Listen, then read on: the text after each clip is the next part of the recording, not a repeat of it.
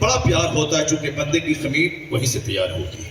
ساری دنیا ہماری ہے، مگر جو بندہ جہاں پیدا ہوا ہے وہاں سے اس کو پیار ہوتا ہے، لگاؤ ہوتا ہے، اور ہونا بھی چاہیے۔ اس معنی کر پوری دنیا ہماری ہے، انگلینڈ ہمارا ہے، امریکہ ہمارا ہے، چائنا جاپان ہمارا ہے، لیکن چونکہ میں پیدا ہوا ہوں ہندوستان کی مٹی سے، اس لیے بحیثیت ہندوستانی ہمارا یہ نعرہ ہوتا ہے کہ امریکہ سے اچھا ہندوستان ہمارا، چائنا سے اچھا ہندوستان ہمارا، ملیشیا سے اچھا ہندوستان ہمارا، ناروے سے اچھا ہندوستان ہمارا، کینیڈا سے اچھا ہندوستان ہمارا، بغل میں پاکستان ہے، پاکستان سے اچھا ہندوستان ہمارا، بغل میں بنگلہ دیش ہے، بنگلہ دیش سے اچھا ہندوستان ہمارا، یعنی ان سارے جہاں سے اچھا ہندوستان ہمارا، ہم بلبلیں ہیں اس کی یہ گلستاں ہمارا، ہم بلبلیں ہیں اس کی یہ گلستاں ہمارا۔ تو بحیثیت ہندوستانی ہمیں ہندوستان کی مٹی سے پیار ہے، ہمیں ہندوستان کے ذرے سے پیار ہے۔ اب بحیثیت گجراتی ہمیں کچھ سے پیار ہے، بحیثیت گجراتی ہمیں احمد آباد سے پیار ہے، بحیثیت گجراتی ہمیں سورت سے پیار ہے، اب بحیثیت بہاری ہمیں پٹنہ سے پیار ہے، بحیثیت بہاری ہمیں پورنیہ سے پیار ہے، بحیثیت بہاری ہمیں اپنے پورنیہ کے اس گاؤں سے پیار ہے جس گاؤں میں پیدا ہوں۔ یہ ایک نیچرل بات ہے، جب گاؤں کی بات ہوگی تو گاؤں سارے گاؤں میں اچھا، ڈسٹرکٹ کی بات ہوگی تو ڈسٹرکٹ سارے ڈسٹرکٹ میں اچھا، اسٹیٹ کی بات ہوگی تو اسٹیٹ سارے اسٹیٹس میں اچھا، اور جب ملک کی بات ہوگی تو سارے ملک سے ہمارا ملک سب سے اچھا۔ لیکن جب بحیثیت بندہ بات ہوگی تو میرا خالق، میرا مالک ساری کائنات کا خالق ہے، اس لیے بحیثیت مسلم ساری دنیا میرا وطن ہے، اور ایک مرکز اسلام مکہ المکرمہ ہے جو ہماری راجدھانی ہے۔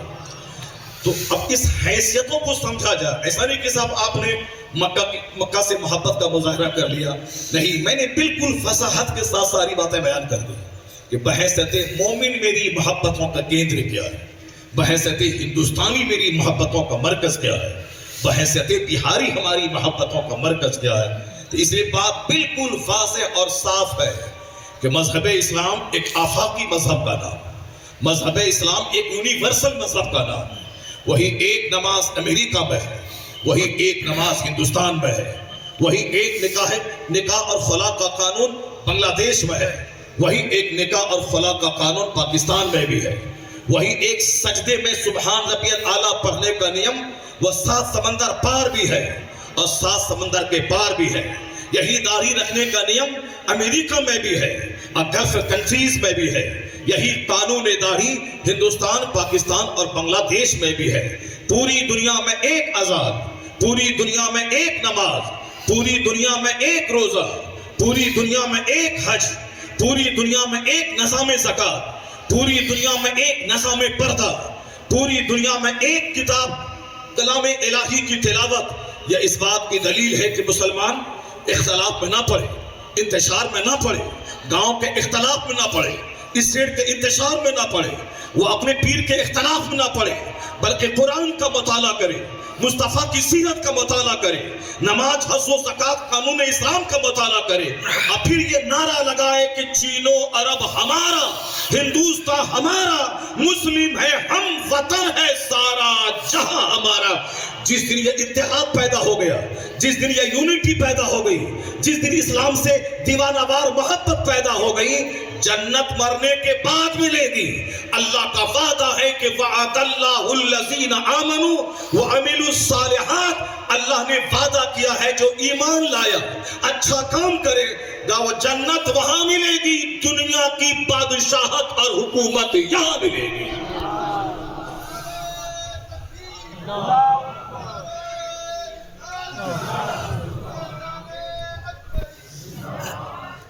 اسلام ایک آفاقی مذہب کا نام ہے، اسلام ساری دنیا کو بدلنے آیا ہے، اسلام ساری دنیا میں نظام اخلاق پیدا کرنے آیا ہے، اسلام ساری دنیا سے الٹریسی اور جہالت کو دور کرنے آیا ہے، اسلام ساری دنیا کو پنکچولیٹی اور وقت کی پابندی کا نظام دینے آیا، اسلام کا ساری دنیا میں چیسٹیٹی یعنی پاکیزگی کا نظام دینے آیا، اس کو اس حیثیت سے سمجھ لیں کہ اسلام کے احسانات دنیا میں کتنے ہیں۔ آج امریکہ ساری دنیا میں ترقی یافتہ ملک مانا جاتا ہے۔ آج سے 1000 سال پہلے اس ملک کا نام و نشان نہیں تھا۔ 1495 میں کولمبس نے امریکہ کا پتہ لگایا کہ امریکہ ایک ملک ہے جہاں انسان بستے ہیں، جس کا پتہ 1000 سال پہلے دنیا کو نہیں تھا۔ آج وہ ساری دنیا میں ٹیکنالوجی کی وجہ سے راج کر رہا۔ ساری دنیا چاہے ڈر سے ہو، خوف سے ہو، اس سے مروب ہے۔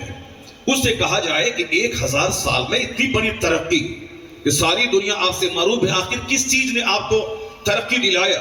تو اس کا ایک جواب ہے knowledge is power, knowledge is light۔ علم طاقت کا نام ہے، شکشا شکتی کا نام ہے، علم روشنی کا نام ہے، جس نے ہمارے ملک کو پوری دنیا میں عزت دلایا۔ چائنا بدھسٹوں کا ایک ملک تھا جہاں صرف پوجا ارچنا کے چند طریقے لوگوں کو معلوم تھے، نظام اخلاق نہیں تھا، کوئی تمدن اور کوئی تہذیب کا نام و نشان وہاں نہیں تھا۔ لیکن آج وہ چائنا دنیا کی ساری منڈیوں پہ اپنا مال پھیلا دیا۔ پوچھا جائے کہ آخر یہ کوالٹی، یہ کمال کہاں سے پیدا ہوا؟ اس کا جواب ہے knowledge is power, knowledge is light۔ علم طاقت کا نام ہے جو مجھ کمزور کو طاقتور بنایا۔ علم روشنی کا نام ہے جس نے مجھ کو پوری دنیا میں شہرت دلایا۔ ہندوستان غریبوں کا ملک تھا، واسکو ڈی گاما نے اس ملک کا پتہ لگایا۔ یہاں آج سے 1000 سال پہلے کوئی کالج نہیں تھا، نہ دہلی یونیورسٹی تھی، نہ JNU تھی، نہ AMU تھی، نہ بنارس ہندو یونیورسٹی تھی، کوئی یونیورسٹیز ہندوستان میں نہیں تھی۔ لیکن آج Hindustan is the country of engineers۔ آج ہندوستان انجینئروں کا ملک ہے۔ آج ہندوستان کے انجینئر گلف کنٹریز کے 25 سے زائد ممالک میں، چاہے وہاں پیٹرول اور ڈیزل کا کنواں ہو، چاہے ان کا بہت بڑا پلانٹ ہو، چاہے انفراسٹرکچر ہو، چاہے کنسٹرکشن کا فیلڈ ہو، ہر فیلڈ میں ہندوستان کے انجینئر آپ کو ملیں گے۔ ان کا مستشفیٰ العزیز ہے مگر ڈاکٹر انڈیا کے ہیں۔ ان کا مستشفیٰ صاحب ملک فہد ہے مگر وہاں ڈاکٹر ہندوستان کے ہیں۔ ہندوستان آج ڈاکٹروں کا ملک کہلاتا ہے۔ 1000 سال پہلے نہ کالج تھا، نہ یونیورسٹی تھی، لیکن آج یہاں کے ڈاکٹر امریکہ میں، یہاں کے ڈاکٹر گلف کنٹریز میں۔ آخر ہندوستان کا نام پوری دنیا میں روشن کس نے کیا؟ جواب ہے knowledge is power, knowledge is light۔ علم طاقت کا نام ہے۔ علم کمزوروں کو بلوان بنا دیتا ہے، شکشا شکتی شالی بنا دیتا ہے۔ تو میں کہتا ہوں کہ آج سب کی زبان پہ ہی ہے، طاقتور بننا ہے تو علم حاصل کرو، طاقتور بننا ہے تو زمین بیچ کر اپنے بچوں کو پڑھاؤ۔ اگر دنیا میں کچھ نام کرنا ہے تو مکان بنانے کے پیچھے نہیں بلکہ اپنے بچوں کی شخصیت سازی کے پیچھے سارا زور لگا دو۔ جس کے گھر میں، جس کے گاؤں میں سارا مکان 2 منزلہ ہے مگر کوئی IAS آفیسر نہیں ہے، اس کا کوئی ویلیو نہیں۔ وہاں کوئی UPSC کمپیٹ کرنے والا آفیسر نہیں ہے، اس گاؤں کا کوئی ویلیو نہیں ہے۔ ویلیو اس گاؤں کا ہے جہاں بیرسٹر ہو، جہاں کوئی ڈاکٹر ہو، جہاں کوئی انجینئر ہو، جہاں کوئی لائر ہو، جہاں کوئی محرر ہو، جہاں کوئی مصنف ہو، جہاں کوئی IAS آفیسر ہو۔ علم سے گاؤں کا بول بالا ہوتا ہے، علم سے علاقہ پہچانا جاتا ہے۔ تو آج بہار کے IAS آفیسر پورے ہندوستان میں چھائے ہوئے ہیں، چونکہ مالداروں کے بچوں کو کھانے پینے سے فرصت کہاں ہے کہ وہ 18 گھنٹے پڑھیں گے۔ 18 گھنٹے وہ پڑھتے ہیں، 18 گھنٹے وہ پڑھتے ہیں جس کے گھر میں کھانے پینے کی دقت ہے، جس کے پاس پہننے اوڑھنے کی کمی ہے۔ وہ چاہتے ہیں کہ میں محنت مزدوری کر کے میں اپنے ماں باپ کو غربت کی وادی سے باہر نکالوں۔ وہ چاہتے ہیں کہ میں 18 گھنٹے دماغ جلا جلا کے پڑھ کر میں اپنے خاندان کا نام روشن کروں۔ یہی وجہ ہے کہ آج سے 2 سال پہلے ہندوستان میں 500 سے زائد ڈسٹرکٹ ہیں مگر ایک ڈسٹرکٹ کے DM کا بچہ IAS میں ٹاپ نہیں کیا۔ ہندوستان میں 500 سے زیادہ MPs ہیں مگر ایک بھی MP کا بچہ IAS میں ٹاپ نہیں کیا۔ ہندوستان میں 100 سے زیادہ ارب پتی ہیں، کھرب پتی، مگر ایک ارب پتی کا بچہ IAS میں ٹاپ نہیں کیا۔ مگر بہار کے دیہات کا ایک بچہ، وہ پورے ہندوستان کی 140 کروڑ کی آبادی میں وہ IAS میں ٹاپ ریزلٹ آیا۔ پردھان منتری نے بدھائی دی، ہندوستان کے سارے لوگوں کا سینہ فخر سے چوڑا ہوا۔ چلو بہار کے ایک دیہات کا بچہ IAS میں ٹاپ کیا، سارے بہاری خوش ہو گئے۔ اب لوگ کہنے لگے گجرات کا بچہ IAS میں ٹاپ کیوں نہیں کیا، دلی کا بچہ IAS میں ٹاپ کیوں نہیں کیا۔ لوگ کہنے لگے جو بھی محنت کرے گا، چاہے گاؤں کا بچہ ہو، مزدور کا بچہ ہو، جو محنت کرے گا وہ سخت زمین کھود کر کے وہاں سے پانی نکال لے گا۔ تو میں بڑا کام کرنے کے لیے محنت ضروری ہے۔ محنت چٹائی پہ ہوتی ہے، एयर कंडीशन रूम में मेहनत नहीं होती है। यही वजह है कि डीएम का बच्चा डीएम बहुत कम बनता है, और गरीबों की चटाई से मेहनत करने वाले बच्चे जो 18 घंटे पढ़ते हैं, जो 16 घंटे स्टडी करते हैं, वो बहुत बड़ा काम दुनिया में करते हैं। मदरसे में जो बच्चे सिर्फ टोपी पे ध्यान देते हैं, जो बच्चे जुब्बा पे ध्यान देते हैं, जो बच्चे सिर्फ साफ शूज पे ध्यान देते हैं, जो बच्चे सॉक्स पे ध्यान देते हैं, वो इंतजार करते हैं कि कहाँ कोई मरे, तीजा 40वां और बरसी की दावत हो, वहां जाएं और वहां से 500 रुपए नजराने मिले ताकि मैं फौरन एक नया जुब्बा पहन लूं, फौरन एक नई टोपी खरीद लूं, फौरन साहब एक नया शूज खरीद लो। वो कोई बहुत बड़ा काम नहीं कर पाएगा। सारी जिंदगी नजर रखेगा कोई 500 रुपए दे के मैं शूज खरीद लूं, मैं पगड़ी खरीद लूं, मैं जुब्बा खरीद लूं। जितने भी लोग बुखारी शरीफ पढ़ाने वाले शेखुल हदीस बने, जितने भी लोग 100 से ज्यादा किताब लिखने वाले मुसन्निफ बने, जितने भी लोगों ने दुनिया में बड़ा काम किया, ये वह लोग हैं जिनकी नजर पढ़ने के जमाने में टोपी पर नहीं रही, जिनकी नजर पढ़ने के जमाने में शूज पे नहीं रहती है, जिसकी नजर पढ़ने के जमाने में कपड़े पे नहीं रहती है। कपड़ा फटा हो या पुराना, उससे कोई मतलब नहीं। पढ़ने के जमाने में जिसकी नजर सिर्फ किताब पे रहती है, वही खतीब बनता है, वही मुसन्निफ बनता है, वही अपने जमाने का शेखुल हदीस बनते हैं, वही अपने जमाने के बहुत बड़े राइटर बनते हैं। यानी जो ना टोपी पे तवज्जो दे, ना जूता पे तवज्जो दे, जैसी चप्पल मिल गई पहन लिया, जैसी टोपी मिल गई पहन लिया, जो खाना मिल गया खा लिया।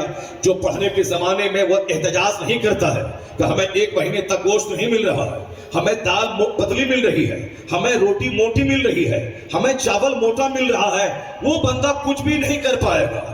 नजर किताब पे जिसकी रहती है, वो सिर्फ इतना जानता है कि खाना मिले खाऊं, मैं जिंदा रहूं, उसमें मैं जिंदा इसलिए रहूं ताकि मैं पढ़ाई कर सकूं। जो पढ़ने के जमाने में चावल नहीं देखा, जो पढ़ने के जमाने में दाल पतली है या मोटी गाढ़ी उसको नहीं देखा, वही बंदा आगे चलने के बाद एक मुसन्निफ, एक मुहद्दिस, एक मुफक्किर, एक थिंकर, एक बहुत बड़ा काम करने वाला, दुनिया का एक अजीम तालीम याफ्ता इंसान वो बनता है। पर जो खाने पीने पे नजर रखेगा, वो कभी बहुत बड़ा काम नहीं करेगा। तो मैं कहना चाहता हूं कि बड़ा काम करने के लिए बड़ी मेहनतों की जरूरत होती है। हिंदुस्तान आज डॉक्टरों का मुल्क है, हिंदुस्तान आज IAS ऑफिसर का मुल्क है, हिंदुस्तान आज इंजीनियर का मुल्क है। जरा तवज्जो देंगे मेरी तरफ, मैं इशारे इशारे में आपके जज्बात को मैं जगाता हूँ, मैं आपको बड़े काम करने के लिए तैयार कर रहा हूँ। ऐसा नहीं होता है इस दुनिया में, अल्लाह की इस दुनिया में, कि हम कुछ ना करें और बाबा के आस्थाने पे आ जाएं और कहें कि बाबा मेरे बेटे को डॉक्टर बना दीजिए, बाबा मेरे बेटे को इंजीनियर बना दीजिए। ऐसा इस दुनिया में नहीं होता है कि उस्ताद का पांव दबाऊं और फिर मैं बहुत बड़ा शेखुल हदीस बन जाऊं। उस्ताद का पांव दबाऊंगा, सवाब मिलेगा। उस्ताद का कपड़ा धोऊंगा, मरने के बाद हमको उसका अज्र मिलेगा। उस्ताद को मैं खाना खिलाऊंगा, सवाब मिलेगा। लेकिन ऐसा नहीं कि खाना खिलाऊं, कपड़ा धोऊं और उनके पांव को दबाऊं, सर में तेल लगाऊं तो 5 और का सबक मुझको याद हो जाए, ऐसा नहीं होगा। उसके लिए जरूरी है कि बंदा 8 घंटे का टाइम निकाले, 10 घंटे का टाइम निकाले, किताब इधर रटे, 5 घंटे किताब रटे, 5 मिनट उस्ताद के सर में तेल लगा दे। इधर से मेहनत चलेगी, उधर से उस्ताद की दुआ चलेगी, कामयाबी तदब्जो होगी। यही जीवन के हर क्षेत्र में यही उसूल है। अल्लाह की दुनिया में वक्त पे मौसम आता है, वक्त पे मौसम बदलता है, वक्त पे रात आती है, वक्त पे दिन निकलता है, वक्त पे सूरज निकलता है, वक्त पे सूरज डूबता है। लशम्स यंबगी लहा अन तुदरिकल कमर वल्लैलु साबिकुन नहार। सूरज के बस में नहीं कि चांद को छू ले, रात के बस में नहीं कि दिन पे चढ़ जाए। कुल्लुन फी फलकिन यस्बहून, ये सब अपने अपने मदार और महवर पे महवे गर्दिश है। ये सब अपने अपने रास्ते पे चल रहे हैं। मौसम का सिस्टम, रात दिन की तब्दीली का सिस्टम, सूरज और चांद का निजाम, ये सारा सिस्टम कुदरत ने जो बना दिया है, उसी सिस्टम से सारा काम चलता है। तो हमारे पास ईमान है, हम कलमा पढ़ते हैं, हम नमाज रोजे हज व ज़कात अदा करते हैं, मरने के बाद जन्नत मिलेगी। लेकिन दुनिया में हम IAS ऑफिसर नहीं बन पाएंगे, यहाँ इंजीनियर नहीं बन पाएंगे। यहाँ डॉक्टर बनने के लिए यहाँ के नियम का पालन करना होगा, यहाँ का नियम का पालन, खूब स्टडी करनी होगी, मेहनत करना होगा, तब मिलेगा। तो क्या मतलब बुजुर्गों के आस्थाने पे आने का फैज़ नहीं मिलता है? हाँ, कौन बोलता है फैज़ नहीं मिलता है? सिर्फ आके बैठ के यहाँ कहें कि बाबा मेरे बेटे को इंजीनियर बना दीजिए, नहीं मिलेगा फैज़। چونکہ یہاں اللہ نے سارا سامان مہیا کر دیا ہے. زمین تمہارے لیے, آسمان کی بارش تمہارے لیے, سورج و چاند تمہارے لیے. تمہیں گھر میں بیٹھ کر نہیں رہنا ہے, تمہیں گھر سے باہر نکل کر زمین میں ہل چلانا ہے, اس میں دانے ڈالنا ہے. پانی آسمان سے ہم گرائیں گے, زمین ہم نے پیدا کیا ہے, فصلیں ہم اگائیں گے, مگر تم کو اپنے گھر سے نکل کر ایک دانہ زمین میں ڈالنا ہوگا. اور جب تم زمین میں ایک دانہ ڈالو گے تو ہم اس دانے کو سڑا کر وہاں سے پودا نکالیں گے, اور اس پودے میں ہم 50 بالیاں نکالیں گے, اور ہر بالی میں 100 دانے نکالیں گے. مگر ایک تم کو زمین میں ڈالنا ہوگا, تب 1000 دانہ تجھ کو عطا کر دیں گے.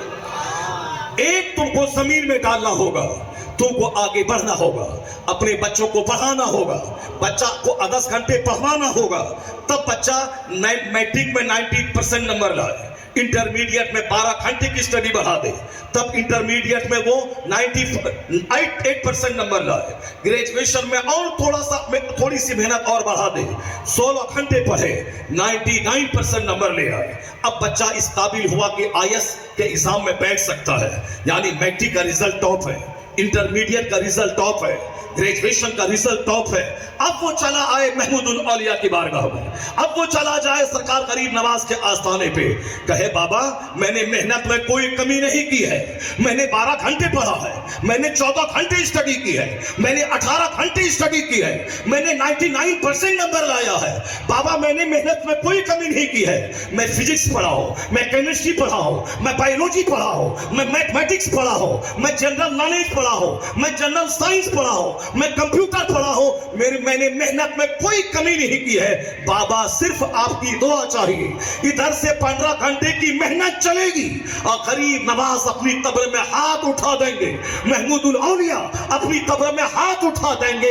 ادھر سے محنت چلی, ادھر سے دعا بڑھی, کامیابی آسمان سے زمین پہ نازل ہو جاتی ہے.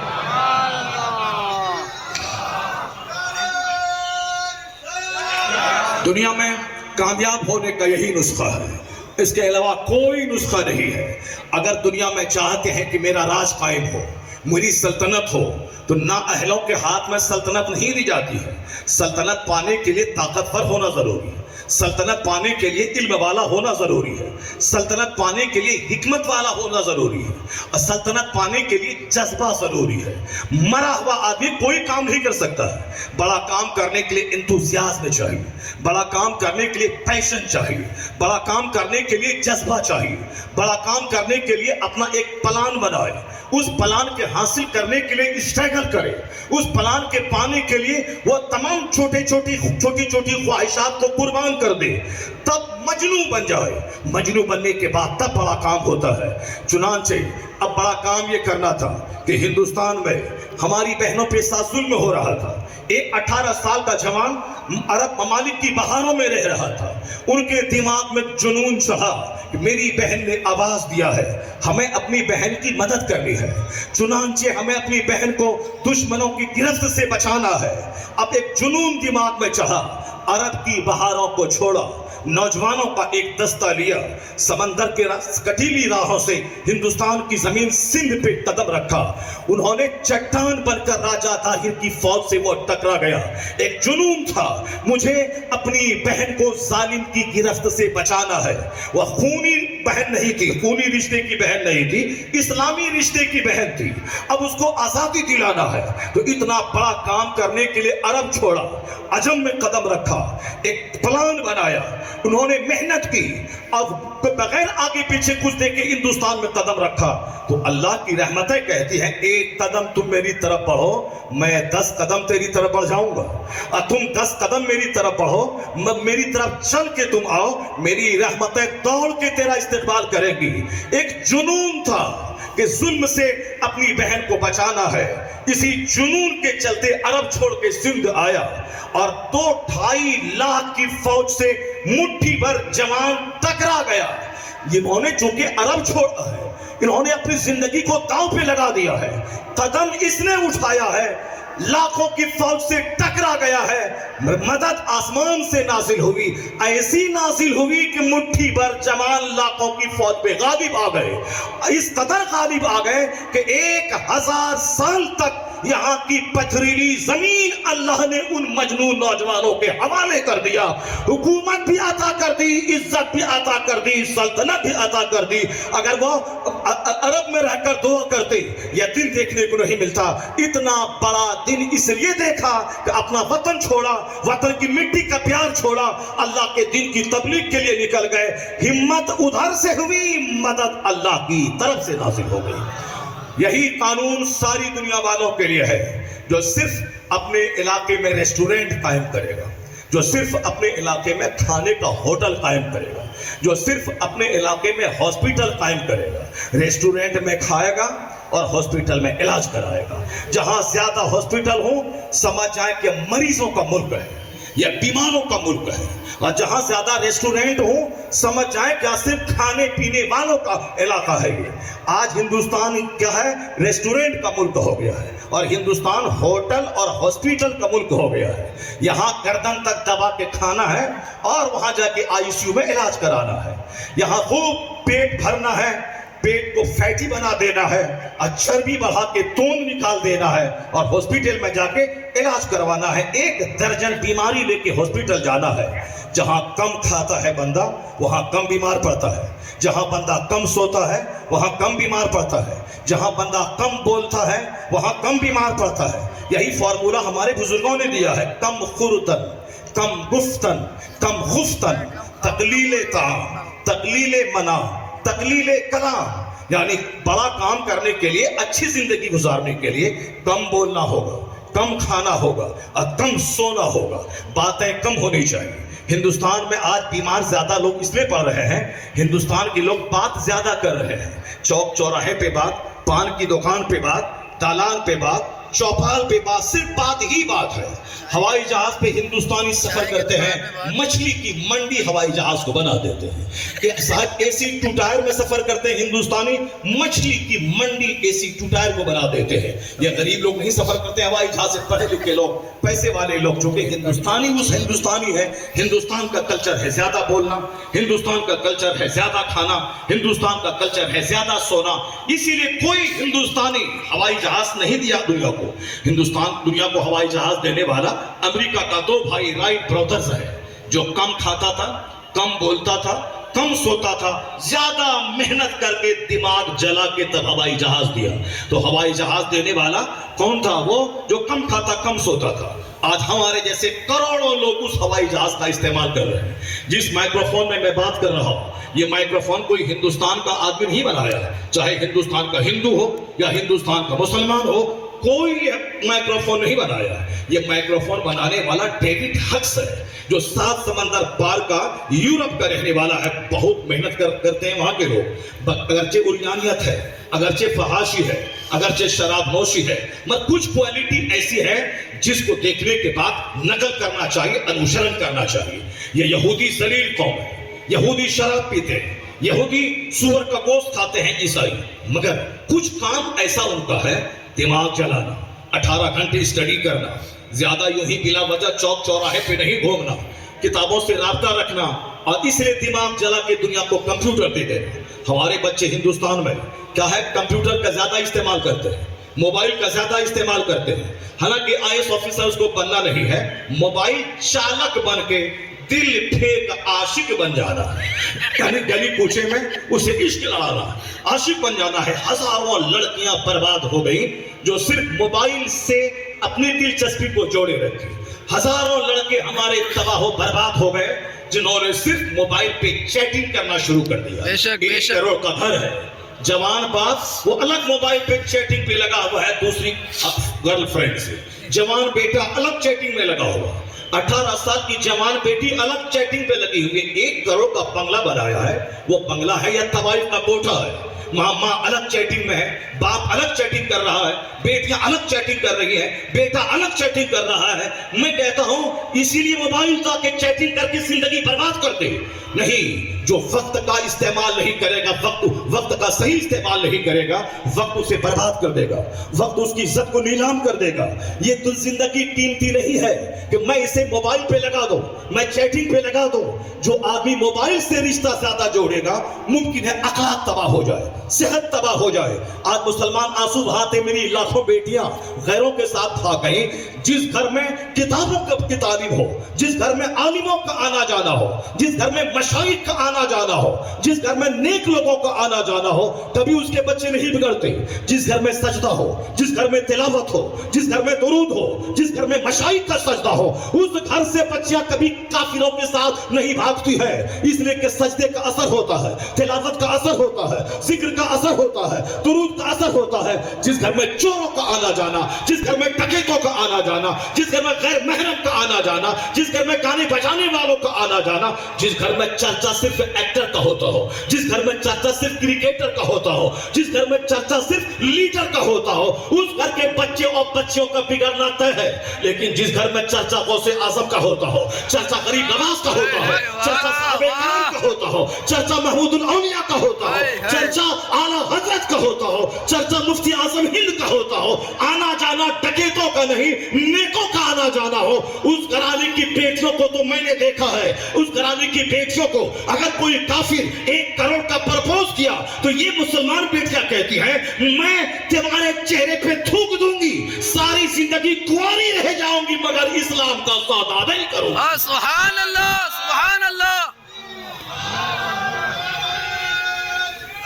یا رسول اللہ۔ کوئی تعویذ کام نہیں کرے گی۔ آم کا پیڑ لگا کے لونی سے تعویذ لگا دے دو، امجھر شریف سے تعویذ لگا دو، بریلی شریف سے تعویذ لاؤ، کچھوچھا شریف سے تعویذ لے آؤ، جتنے بھی شریف ہیں انڈیا میں سب شریفوں سے تعویذ لے آؤ۔ 1 لاکھ تعویذ لگا دو آم کے پیڑ میں، کبھی آم کے پیڑ سے کٹہل نہیں نکلے گا۔ 1 کروڑ تعویذ دے دو، سیب نہیں نکلے گا وہاں سے، چونکہ نیچرل سسٹم کے خلاف ہے۔ بے شک، نیچرل سسٹم کیا ہے؟ جیسا درخت ویسا پھل، بے شک، جیسی زمین ویسی فصل۔ ایسا نہیں ہوتا کہ 1 کروڑ تعویذ میں ڈال دوں گجرات کے ریگستان میں کہ یہاں سے باسمتی دھان نکل جائے، نہیں ہوگا ایسا، نہیں ہوگا ایسا۔ جیسی زمین ویسی فصل۔ اگر میں چاہوں کہ سمندر بہار میں چلا جائے اور بہار میں ہم بہت بڑے شپ لا کے اس میں ڈال دیں، سامان کو ایکسپورٹ کریں امپورٹ کریں، نہیں ہوگا۔ سمندر جہاں ہے وہی رہے گا، وہ بہار میں نہیں چلا جائے گا۔ تو ہر علاقے کی الگ کوالٹیز ہوتی ہے۔ تعویذ سے وقتی طور پر تھوڑا سا بدلاؤ لایا جا سکتا ہے، اچانک اس کے نیچر کو نہیں بدلا جا سکتا ہے۔ ایسا نہیں کہ ہم جئیں کافروں کی طرح، ہم جئیں مشرکوں کی طرح، ہم جئیں شرابیوں کی طرح، ہمارا سارا سسٹم کافروں کی طرح ہو، میرے بچوں کی برتھ ڈے پارٹی کافروں کی طرح ہو، میرے شادی بیاہ کرنے کا مزاج کافروں کی طرح ہو، ہم لون میں شادی کریں کافروں کی طرح، ہم 1 کروڑ روپے ڈیکوریشن کر کے شادی کریں کافروں کی طرح، ہم شادی میں ناچیں کودیں گائیں کافروں کی طرح، ہماری 18 سال کی بیٹیاں 80 سال کی بوڑھیاں وہ سبھی ڈی جے پہ ڈانس کریں کافروں کی طرح، اور ہم یہ کہہ دیں کہ میرا بچہ قطب پیدا ہو جائے، میرا بچہ ابدال پیدا ہو جائے، میرا پتہ شیخ وقت پیدا ہو جائے میرا بچہ۔ نہیں ہوگا ایسا۔ شادی کا سارا سسٹم جب تک مومنانہ نہیں ہوگا، جب تک سرکار کی سنتوں سے لبریز نہیں ہوگا، اس وقت تک نہ شادی میں ٹھہراؤ ہوگا، نہ بچے متقی پیدا ہوں گے۔ چونکہ بچوں کے فیوچر پہ اثر پڑتا ہے ماں باپ کے شادی کا۔ اگر گھر میں سارا سسٹم کافرانہ ہو اور ریزلٹ نکل جائے صالحین کی طرح، نہیں ہوتا ہے ایسا۔ اور تعویذ ڈال دیں، تعویذ کا فائدہ نہیں ہوگا۔ آم کا پیڑ لگا دیں، اس کو جانور سے بچائیں، اس میں وقت وقت پہ پانی ڈالیں، اس کے بعد جب پھل لینے کے قابل وہ درخت ہو جائے تب جا کے تعویذ اپنے مرشد سے لا کے اس میں ڈال دیں کہ میرے آم کا جو میرے درخت کا جو پھل ہو وہ کھٹا نہیں ہو، میرا درخت سڑے نہیں۔ تب اس تعویذ کا اثر ہوگا کہ آم اگر کھٹا ہونے والا ہو تو تعویذ کی برکت سے آم میٹھا ہو جائے گا، یہ ہو جائے گا۔ یہ نہیں ہوگا کہ آم کی جگہ سیب ہو جائے گا، یہ نہیں ہوگا۔ آم اگر کھٹا ہونے والا ہو یہ تو ہو جائے گا تعویذ سے، تو تعویذ کا اثر جزوی ہوتا ہے، تعویذ کا اثر پارشل ہوتا ہے، تعویذ کا اثر آنشک ہوتا ہے، تعویذ کا اثر چھنک ہوتا ہے، تعویذ کا اثر ٹیمپروری ہوتا ہے۔ میں تمام سنیوں کے ذہن کا علاج کرنا چاہتا ہوں۔ آپ جو کہتے ہیں مالیدہ کی فاتحہ دلا دیں تقدیر بدل جائے، توشے قادریہ دلا دیں تقدیر بدل جائے، میں بغداد چلا جاؤں 50 کروڑ کا پلاٹ ہم کو مل جائے، نہیں ہوتا ہے ایسا۔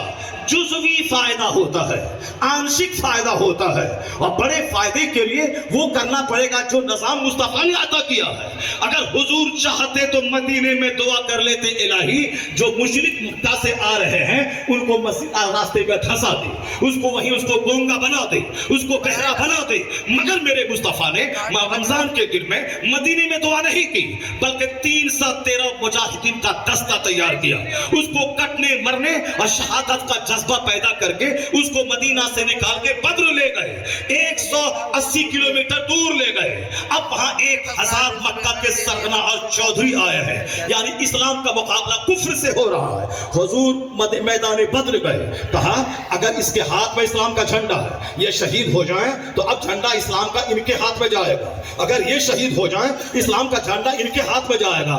ایسا نہیں کہ میرے حضور کمانڈر ہیں تو ہم شہید نہیں ہوں گے، ہماری گردن نہیں کٹے گی، نہیں، حضور نے کہا کہ اگر یہ شہید ہو جائے تو جھنڈا اسلام کا ان کے ہاتھ میں ہوگا۔ اس کا اشارہ ہے کہ ہم جان بچانے نہیں جاتے ہیں، ہم جان دے کر اسلام بچانے جاتے ہیں۔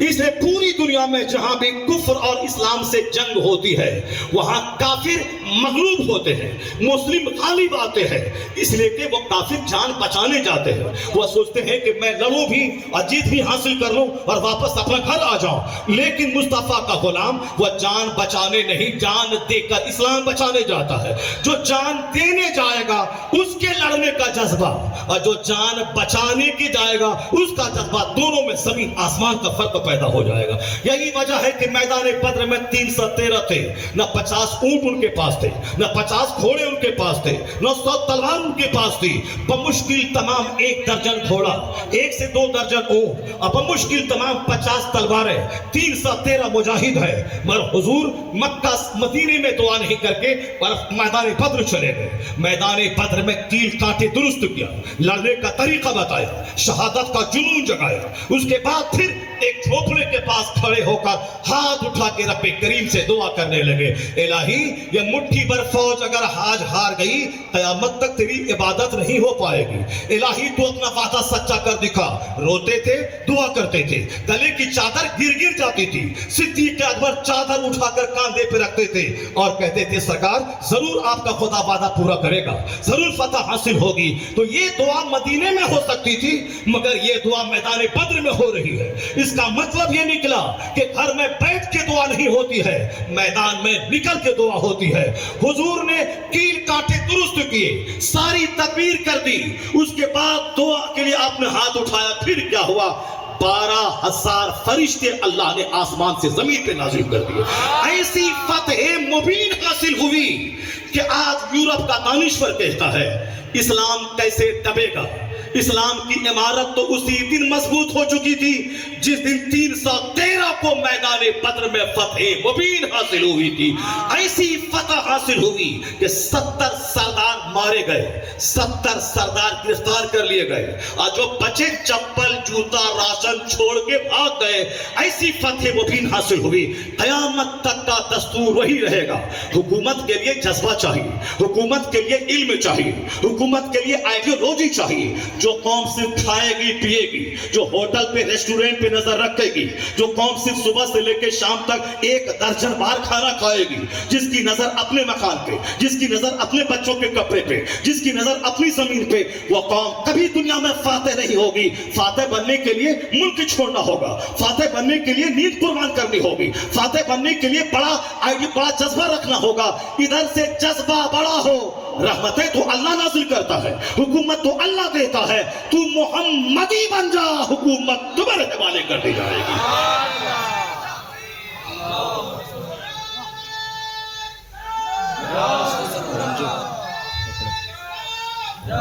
ہے میری قوم، بہت بڑا بننے کے لیے بڑا جگر رہنا پڑے گا۔ شادی کا جو انداز ہے کافرانہ، اس کو چھوڑنا ہوگا. جو برتھ ڈے پارٹی منانے کا انداز کافرانہ ہے، اس کو چھوڑنا ہوگا. Happy birthday to you جو کہنے کا انداز کافرانہ ہے، اس کو چھوڑنا ہوگا. مومن کا انداز کیا ہے؟ بچہ جس دن پیدا ہوتا ہے اسی دن وہ 70-80 سال کا ہے، جو عمر اس کی اللہ نے لکھ دی ہے. آج ہی وہ 80 سال کا ہے، لیکن جیسے ہی 1 سال کھٹ گیا تو اب 80 سال میں 1 سال ختم. 5 سال کا بچہ ہو گیا، اب بچہ 75 سال کا رہ گیا. یعنی جس دن جس کی جتنی عمر اللہ نے لکھ دی ہے، جس دن پیدا ہوا اسی دن اس کی عمر اتنی ہے. جیسے میری عمر آج 55 سال شروع ہوئی ہے. 55 سال کا آغاز ہوا، 54 ایئرس کمپلیٹ ہو گئے. 70 کی میری پیدائش ہے. اگر اللہ نے میری عمر 60 سال رکھی ہے یا 70 سال رکھی ہے، تو جس دن میں پیدا ہوا تھا اسی دن میں 70 سال کا تھا. آج 55 سال ہو گئے تو 70 میں 55 ختم. اب زندگی کے بچ گئے صرف 15 سال. اگر میری عمر 60 سال ہے تو 55 سال ختم ہو گئے. اب زندگی کے بچ گئے 5 سال. یہ بتائیے اب جو ہم برتھ ڈے پارٹی آج منا کے بولیں گے happy birthday to you, یہ جو ہم آج بولیں گے میرا بیٹا 55 سال کا ہو گیا، ہمارے ہندوستان کے پردھان منتری کے 76 سال کے ہو گئے، اس کا مطلب ہے یہ موت کا جشن منانا ہو. 5 سال کے بعد مرنے والا ہے، یہ جشن موت منا رہے ہیں کہ میرا مرنے والا ہے. اسلام کیا کہتا ہے؟ جب بچہ آپ کا 5 سال کا ہو جائے، تبرک لے آؤ دکان سے، اپنے علاقے کے بڑے عالم کو بلا لو اور ساتھ یاد دلا کے اس بچے کے لیے دعا کرو اللہ اس بچے کو صحت تندرستی اچھا علم عطا کرے. اور بچے کو بتا دو کہ میرے لال آپ کی زندگی کے 5 سال ختم ہو گئے، آپ کی زندگی کے 10 سال ختم ہو گئے، اب آپ موت کی طرف بڑھ رہے ہیں، اس لیے موت کے بعد جو ہونے والا ہے اس کی تیاری شروع کر دیجیے. یہ ہے برتھ ڈے پارٹی کہ اب آپ موت کی طرف بڑھ رہے ہیں، اب آپ موت کی طرف بڑھ رہے ہیں، اسے موت کی تیاری کیجیے. دنیا کا 70 سال 1 سیکنڈ ہے، مرنے کے بعد کا ایک دن 50,000 سال کے برابر ہے. اصل عزت وہاں کی، اصل راحت وہاں کی، اصل جنت وہاں کی، اصل آرام وہاں کا. دنیا میں کیا رکھا ہے؟ آج کل صحت مند تھے، آج بیمار پڑ گئے. ہمارے بابا یہاں بیٹھے ہوئے تھے، بابا کو میں نے 15 سال پہلے دیکھا تھا، کس قدر تندرست تھے اور کس قدر داڑھی کے بال سیاہ تھے. 15 سال کے بعد آج میں بابا کو دیکھ رہا ہوں، بابا کی داڑھی کے بال سفید ہو گئے. مجھ کو آج سے 15 سال پہلے آپ نے دیکھا ہوگا، داڑھی کا ایک بال کالا نہیں تھا، لیکن آج 15 سال کے بعد آپ دیکھ رہے ہیں کہ داڑھی کے میرے کتنے بال سفید ہو گئے. اس کا مطلب ہے دنیا میں کوئی آدمی ایک حالت پہ رہنے نہیں آیا ہے. آج تندرست ہے کل بیمار ہو جائے گا، آج مالدار ہے کل غریب ہو جائیں گے، آج تندرست ہے کل بیمار ہو جائیں گے، آج عزت والے ہیں کل ذلیل ہو جائیں گے. وہ عزت بھی کوئی عزت ہے جو چھیننے والی ہو، وہ دولت بھی کوئی دولت ہے جو کل گھٹنے والی ہو، وہ صحت بھی کوئی صحت ہے جو کل برباد ہونے والی ہو، وہ زندگی بھی کوئی زندگی ہے جس کی گردن پہ موت کی تلوار لٹک رہی ہو. اس لیے اسلام کہتا ہے اصل عزت وہاں کی جہاں کی عزت چھینی نہیں جائے گی. اصل جوانی وہاں کی کہ 80 سال کا بڈھا بھی مر جائے، اگر ایمان ہے تقویٰ ہے تو وہاں 30 سال کا جوان بنا کے جنت میں ڈالا جائے گا.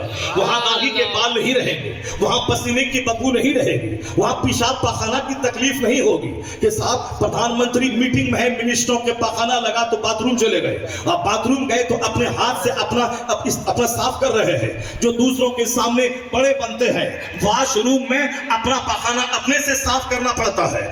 یہ بھی اللہ گھمنڈ توڑنے کے لیے ایک زبردست طریقہ دے دیا ہے تاکہ جب بھی لگے کہ یہ بھنگی ہے، یہ دوسروں کا پاخانہ صاف کرتا ہے، تو اس وقت اپنے واش روم میں اپنا پاخانہ صاف کرنا بندہ یاد کر لے کہ کوئی پردھان منتری ہو یا امریکہ کا پریزیڈنٹ وہ واش روم میں نوکر کو لے کے نہیں جاتا ہے، وہ اپنا گھناؤنا پاخانہ خود اپنے ہاتھ سے صاف کرتا ہے. یہ اس بات کی دلیل ہے کہ اللہ اس پاخانے کی کمزوری کو لگا کے بندے کو بتانا چاہتا ہے کہ تو بڑا نہیں ہے، کوئی بڑا نہیں ہے، یہ کمزوری ہے تمہاری. اس لیے دوسروں کو حقیر مت سمجھنا، دوسروں کو ذلیل مت سمجھنا، دوسروں کو مہتر مت سمجھنا. اگر دوسرا مہتر ہے تو مہتر والا کام تو ہی تو کر رہا ہے. دوسروں کا پاخانہ صاف کرتا ہے اور تو اپنا پاخانہ صاف کرتا ہے. جب اس پوائنٹ پہ نظر رکھے گا تیرا سارا غرور مٹ جائے گا اور تیرے اندر خاکساری پیدا ہو جائے گی. تو اپنی پیشانی زمین پہ جھکا کے کہے گا الہی میں کمزور ہوں تو طاقتور ہے، میں مخلوق ہوں تو خالق ہے، میں عاجز ہوں تو مختار ہے، میں بیمار ہوں تو شفا دینے والا ہے، میں کچھ نہیں ہوں الہی تو ہی سب کچھ ہے. سبحان اللہ. بندے کا گھمنڈ توڑنے کے لیے اللہ نے دنیا میں بیماری لگا دیا ہے. بندے کا غرور توڑنے کے لیے اللہ نے پیشاب پاخانے کا سسٹم لگا دیا ہے. بندے کا گھمنڈ توڑنے کے لیے اللہ نے موت کا ایک سلسلہ لگا دیا ہے. آپ جوان ہیں, بچہ آپ کا مر گیا. آپ بادشاہ ہیں, آپ کا بیٹا مر گیا. آپ بادشاہ ہیں, آپ کی بیوی اچانک خوبصورت 25 سال کی جوان وہ مر گئی. یہ کمزوریاں ہیں, مگر جنت میں نہ بیماری ہے, نہ آزاری ہے, نہ پیشاب پاخانہ ہے, نہ پسینے کی بدبو ہے, نہ وہاں آندھی ہے, نہ وہاں طوفان ہے, نہ کوئی چڑھنے والا ہے, نہ کوئی چلنے والا ہے, نہ کوئی حسد کرنے والا ہے, نہ نعمت کے چھننے کا اندیشہ ہے. اس لیے اصل آرام وہاں کا, اصل عزت وہاں کی.